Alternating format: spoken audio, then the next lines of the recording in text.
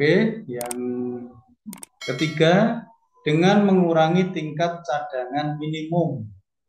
Ya, jadi bagaimana kebijakan moneter ini agar cadangan di bank umum ini juga tidak terlalu besar. Ya, jadi ini juga mempengaruhi itu. Ya. Apabila kelebihan cadangan terdapat dalam kebanyakan bank, ya, maka uangnya ini juga tidak akan beredar dengan cepat. Ya. Maka kalau kemarin yang kita sampaikan, kalau bank di hari itu ada kelebihan dana, biasanya sudah menawarkan itu. Ya, ayo, ayo, siapa yang mau ngambil kredit, pinjaman. Apabila kelebihan cadangan banyak terdapat pada bank umum, ya, kalau dia banyak uangnya yang disimpan, ya, masyarakat tadi juga akan mempengaruhi juga eh, uang tindakan yang dapat dilakukan bank sentral dalam pengaruh yang berbeda dengan merubah tingkat cadangan minimum. Ya. Jadi kelebihan cadangan yang ada di bank dapat dihapuskan dengan menaikkan cadangan minimum. Jadi cadangan minimum ini dinaikkan, nah, itu oleh BI atau Bank Sentral. Oke, jadi ini yang ketiga, untuk yang kuantitatif tadi dengan mengurangi tingkat cadangan minimum. Ya, oke, itu untuk teori kuantitatif. Selanjutnya teori yang kualitatif. Yang pertama dengan pengawasan pinjaman yang selektif. Jadi yaitu menentukan jenis pinjaman yang harus dikurangi, dikembangkan atau diutamakan. Jadi ini harus selektif benar. Ya.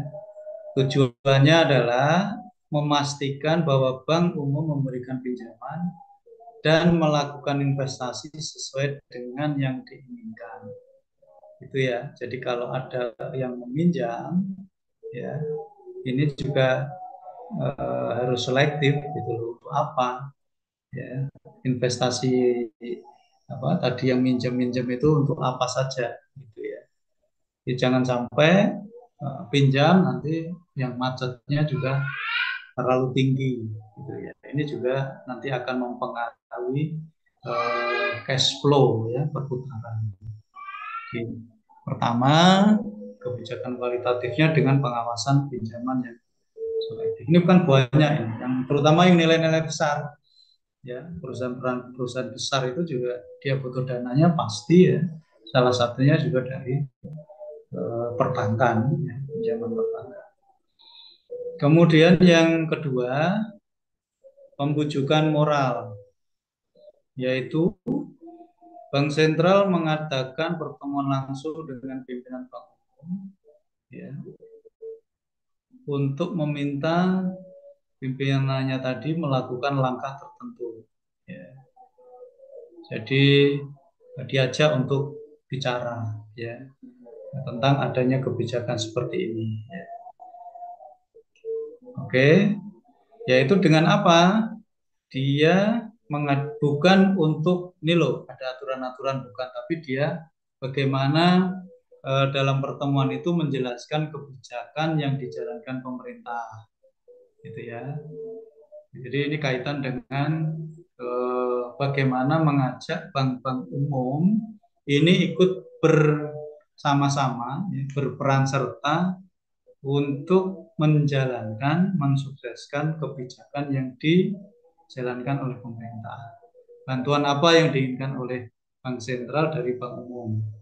Jadi Bank Sentral ini apa yang bisa dipakai untuk kebijakan untuk mensukseskan itu. Contoh ada KUR tadi misal. Ini kan kebijakan-kebijakan pemerintah untuk UMKM, gitu kan.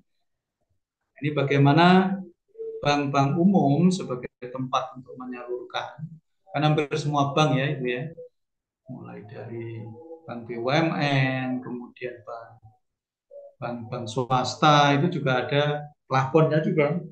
Ini juga harus dijelaskan. Ya, bank sentral duduk bersama dengan bank-bank tadi pemerintah, ya, untuk menjalankan itu. Gitu. Jadi apa namanya? Dalam pertemuan itu nanti kebijakan-kebijakan apa yang dijalankan oleh pemerintah disampaikan bersama-sama antara bank sentral dengan bank umum. Ya, jadi gitu untuk apa namanya pembujukan moral. Kemudian yang ketiga, kebijakan moneter dan mekanisme transaksi, yaitu untuk menganalisa peranan kebijakan moneter untuk mengendalikan kegiatan ekonomi ke arah yang diinginkan. Yaitu bagaimana ya kebijakan moneter yang dibuat nanti ya, ini mampu mengendalikan kegiatan ekonomi ini ya sesuai yang diinginkan, yaitu mencapai kegiatan ekonomi yang tinggi, penganggurannya rendah tapi tanpa inflasi. Ini kan luar biasa. Ya, jadi perputarannya cepat, ya, apa namanya bisa sampai misal sampai kalau di ini ada yang sampai 7%, 5%, ini kan luar biasa kalau itu bisa tercapai gitu ya. Di kita masih masih di bawah itu ya. Kemudian tingkat penganggurannya bisa rendah, berarti maksimal tadi tenaga kerjanya juga terserap dengan baik, ya, nggak ada yang nganggur. Inflasinya juga tidak ada. Nah, ini apa namanya bagaimana itu menganalisa itu. Kebijakan moneter merupakan langkah penting untuk mengatasi masalah mikroekonomi yang dihadapi tadi.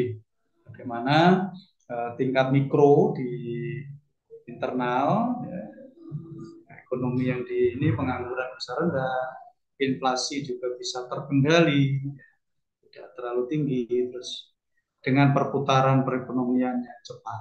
Ya, kalau ini tercapai ya nanti akan eh, apa namanya tingkat pendapatan negara juga akan turun, akan naik otomatis nanti. Tingkat kesejahteraan masyarakat juga akan tinggi. Kemudian apabila kebijakan moneter dijalankan akan menimbulkan rangkaian perubahan dalam perekonomian ya yang menyebabkan adanya perubahan dalam pendapatan nasional tadi. Otomatis nanti pendapatan nasional akan tinggi ya kalau eh, kebijakan moneter itu berjalan dengan baik tadi, perputaran yang beredar apa namanya kegiatan perekonomian bisa sampai eh, angka 7 misalnya luar biasa ini. Ini pun juga hari-hari ini untuk makroekonomi di negara lain juga berat untuk mencapai angka-angka itu. Ya, kondisi yang seperti ini. Dan penggunaan tenaga kerja, tadi tenaga kerjanya akan maksimal dan akan mengurangi pengangguran. Luar biasa kalau ini bisa kita lakukan. Ini nanti juga akan tingkat pendapatan per kapita juga naik pasti.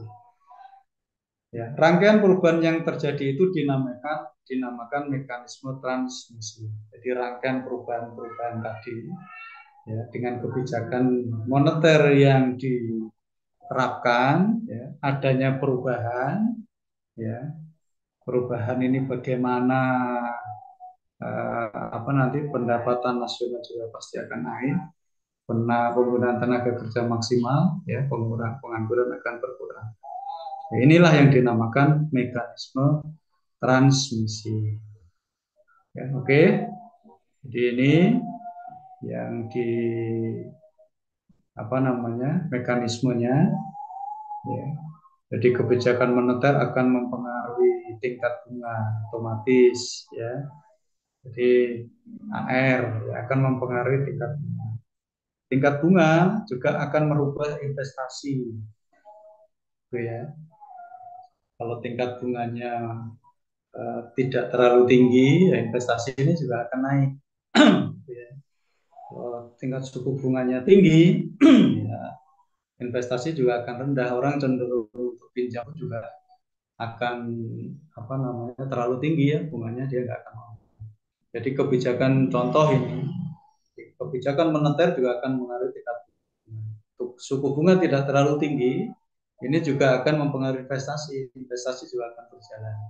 Ya, investasi berjalan, maka perbelanjaan negara juga akan mulai ada perubahan, ya, karena ada percepatan perbelanjaan negara.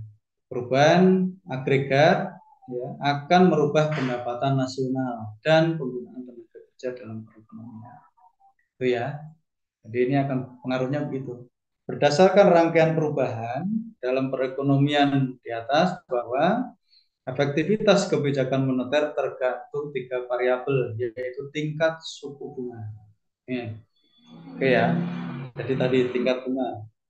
Ya, jadi kalau tingkat suku bunganya tinggi, ya ini juga akan mempengaruhi nanti. Kalau suku bunganya tinggi, orang cenderung akan menyimpan uangnya, ya. Investasi juga akan berkurang. Kemudian yang kedua, tingkat investasi. Ya, investasinya juga makin besar investasi yang orang menginvestasikan kegiatan perekonomian akan berputar cepat. Ya, otomatis nanti akan di pendapatan. Kemudian juga tentang pengeluaran agregat. Ya. Jadi bagaimana nanti tingkat pengeluaran, ekspor impor dan seterusnya nanti juga akan berpengaruh di sini. Termasuk di tingkat pengeluaran masyarakat nanti. Ini akan mempengaruhi itu. Oke.